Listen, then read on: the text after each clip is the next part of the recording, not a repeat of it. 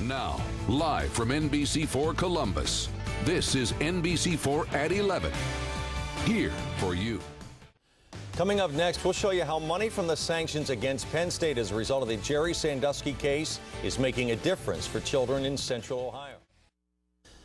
The horrific case of sexual assault of boys by former Penn State coach Jerry Sandusky led to a 4-year bowl ban from the Nittany Lions. It was ruled that the estimated revenue from last year's missed bowl game would be paid to conference schools by Penn State to be allocated in their communities for the protection of children.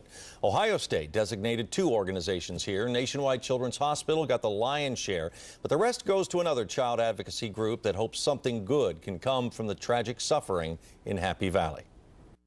I made a choice to have a father in their lives after their father passed away, and it wasn't the best choice.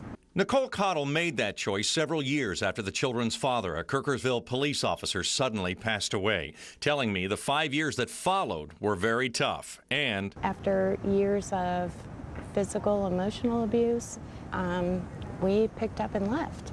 Her soon-to-be ex-husband then called Children's Services, making what Nicole calls false allegations. But nonetheless, FCCS took custody and placed the children in foster care with grandparents. The next 8 months were brutal. Grades plummeted, attendance wasn't so good, I was emotionally unstable. Anyone can say anything about you, and until somebody comes in and sees things for what they are. Enter the court-appointed special advocate, or CASA guardian ad litem, Toby Flegel. I went to their placement, visited with them, asked them what they needed, what they wanted, where they wanted to live, and I conveyed that to the court, and eventually they ended up back at home, which is where they wanted to be. Last July, Katie and Keith were reunited with Mom. She got us back together. She listened to what I had to say, not what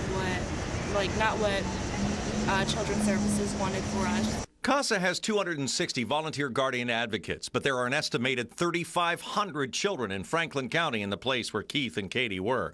And that's why Outreach Coordinator Megan Ellis tells me CASA's selection to receive a $32,000 award as part of the NCAA judgment against Penn State and the Jerry Sandusky child molestation scandal will make a difference. It's huge to us. It'll go directly to help those kids who are in desperate need, and we will be able to recruit more GALs, more guardians, and then they'll be able to serve those kids. It's sad that something so terrible made something so great, but I mean, I'm thankful for it. I don't think we'd be with our mom had it not been for CASA.